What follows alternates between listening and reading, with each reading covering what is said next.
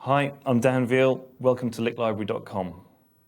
Okay, so you've got your first new bass and you want to get playing it as soon as possible. Hopefully with this lesson we'll be looking at some different techniques and aspects of playing to get you on your feet as soon as possible. Okay, first of all, let's get your bass in tune. As you can see, up at the headstock end, 4 keys, they're tuned to a specific note, and we're going to work through the bass so you can tune along in this lesson to it. So grab your bass, we're going to start tuning up now.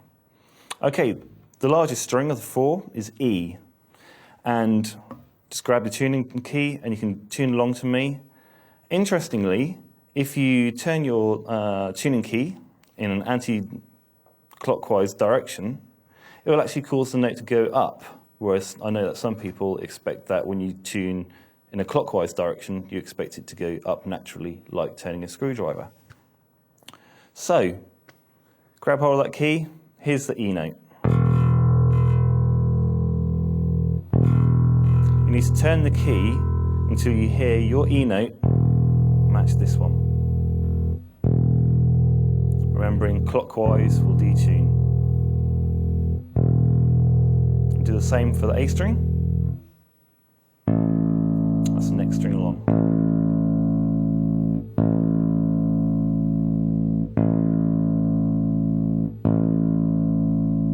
Okay, and we'll do the same for the D string.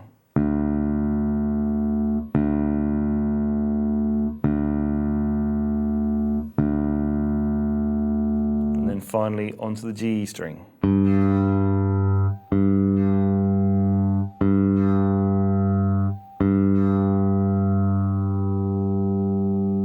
Okay, and you can rewind this lesson and go back over those notes just to make sure that your bass is in tune at any time. Okay, so hopefully your bass is in tune. We can now work on making sure that you're comfortable as well, ready for playing. If you're sat down, get a nice comfortable chair, something where you sit nice and square with your bass sat on your lap. If you're playing with a strap, personally, I like to set the strap at the same length so when I stand up with the bass, it stays in the same position. Now, that might not look a bit too rock to some people, but when it comes to playing a 2-hour gig, it's best to be as comfortable as possible. Okay, we're going to look over at some of the hardware on the bass guitar now, just to familiarise yourself with the instrument, how it all goes together and how it works. We've already looked at the tuning keys and how to tune up the bass. Let's go back down the other end and have a look at the bridge end. Okay, the 4 strings are anchored via the bridge up at the body end of the guitar, and there are 4 saddles which set the height of each string. Now this is fairly critical because if they're too low, the notes will buzz and you'll not get a great tone out of every note you play. Too high, and it can actually be difficult to actually pull the strings down onto the fretboard with your left hand and can also make it difficult. However, I know that some old Motown players used to like to have their strings high enough you could possibly drive a bus under. Okay, moving along. We've got the pickups. Now these come in all different shapes and sizes and different positions on different basses. Now this is all for different sounds, and some people actually prefer certain types of pickups to rest their fingers on, but we're going to talk about that a bit more later when we come to play. Okay, moving down the bass, we've got the controls. Now these will be in a different configuration for nearly every instrument you play, but they will all have certain things in common. Like, for example, a volume control on this bass, which, as you can hear, will allow you to turn the bass down, especially handy for in-between performances when you don't want to kind of be heard. A tone control, or some kind of like equalizer, this will add treble or take away treble tones, or you may have a bass control as well, which will add bottom end or take it away. This is especially useful for different techniques, like slap technique, where you might need a bit more of a thump from your amp, turn up the bass control. Or maybe you're after more of a Motown-y sort of lo-fi type bass sound, where you could roll the treble off. This will also do that. Some basses, as this one does, has a switch to flick between the different pickups. So in this position, this is a 3-pole switch. Position 1 will give me this pickup here. In the middle is a mix of the 2 pickups. And then finally, in the 3rd position, it's the last pick up on its own near the bridge. Okay, so we talked about some of the hardware on the bass guitar. I'm now going to talk about ways in which that you can start playing and get used to the instrument itself. Earlier on, I just mentioned that you can anchor your fingers on pickups. So let's talk a bit more about that. Some players prefer to play with a pick.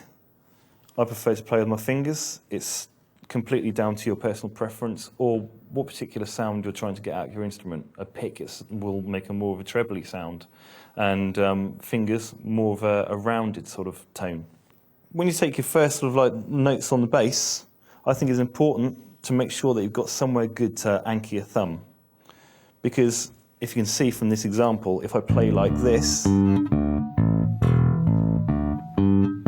just seems a bit uncontrolled to me. And I don't think I'd be able to get any sort of speed out of playing like this. Anchoring your thumb down somewhere, on a string, or on a pickup, you'll notice a much stronger note. You can get your finger in anywhere you like, wherever it feels comfortable, on any pickup. And if you're the sort of person who loves to run across the stage, it's probably good to have your fingers anchored somewhere, or otherwise you might let go of the bass altogether. As you can see there. And you can work 2 or 3 fingers into your picking style. It's completely up to you. I find that 3 fingers or more is good for building up speed.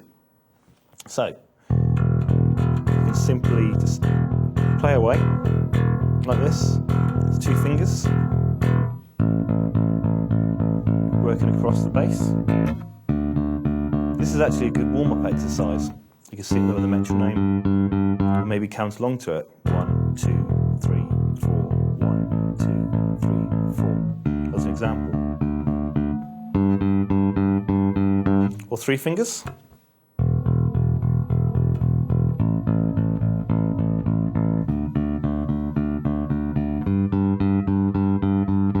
You can build up speed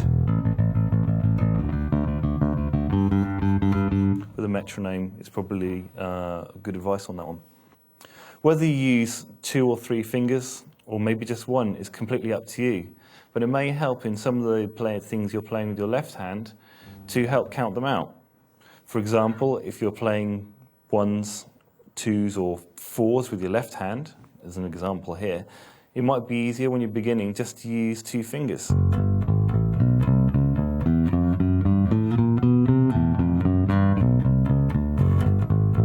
It keeps things very nice and simple and straightforward. You could even, for warm-up purposes, just use 1 finger.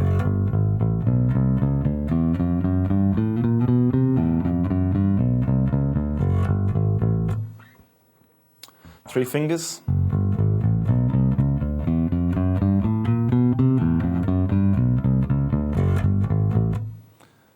In that exercise, aim to keep every note as rounded as possible. A good tone is important. If you go out with a sloppy sort of playing tone, it doesn't sound great. Now, we've got a few exercises now where I'm going to work through working with a click track and just some simple warm-up exercises to get you familiar with playing with a drum kit, for example, and also some of the intervals which you'd be playing with rhythmically.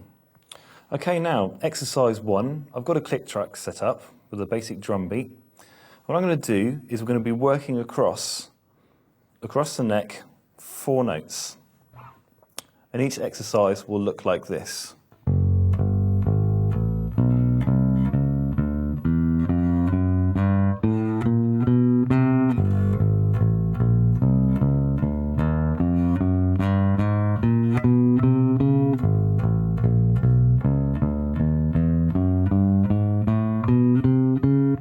Now, as you can see, every time I've been across the board once, I'm moving up 1 fret and then going across again, and then up a fret and across again. Now, the first exercise, I'll be playing a note per every beat of the bar. So it'll be 1, 2, 3, 4, 5, 6, 7, 8, etc. Exercise 2, we'll look at speeding things up a little bit. And we're going to play 2 notes per beat of the bar. So it'll look a little bit like this. 1, 1, 2, 3, 4, 5, 6, 7, 8. In exercise 3, we're going to speed up a little bit more as well. And we're going to end up playing 4 notes per beat of the bar. So it'll be 1, 2, 3, 4, etc. And in the final exercise, we'll work at working diagonally across the board to help stretch your muscles a little bit. And that exercise will be in 2 notes per bar. And we'll do it like this, working across diagonally. You can see that. And look like this. 1, 2, 3, 4, 5, 6, 7, etc.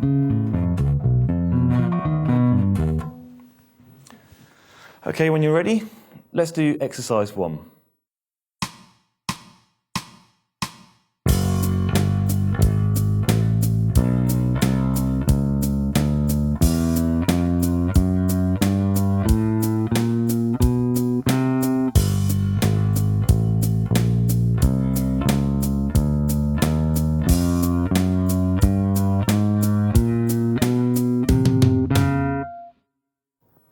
Okay, excellent. Concentrate on making these notes as smooth as possible and each note to ring out at the same volume.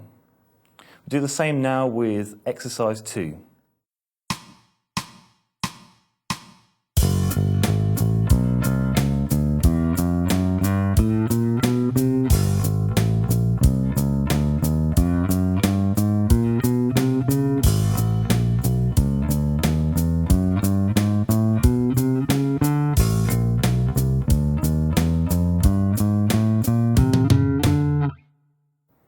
Good. A little bit more taxing.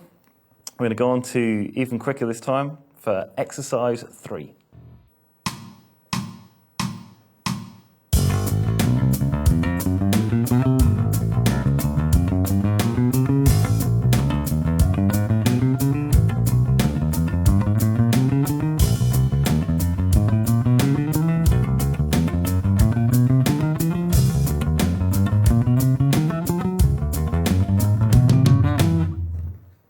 Okay, the next exercise, we're going to have a bit of fun now and do a stretching exercise. We're going to play it a little bit slower, and this one is the diagonals that I was showing you earlier on.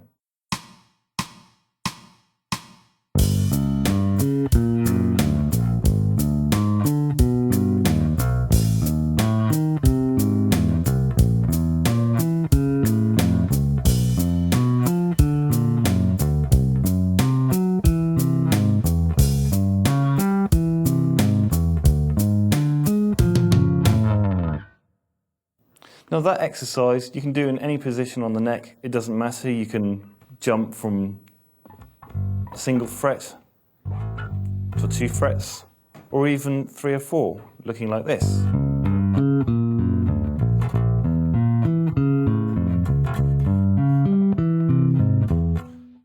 Okay, so that wraps it up for the first lesson. We've looked at tuning and the hardware of the bass guitar and some warm-up exercises, and hopefully you've got something good to take away with you. We'll see you again next time for the next lesson. Thanks a lot.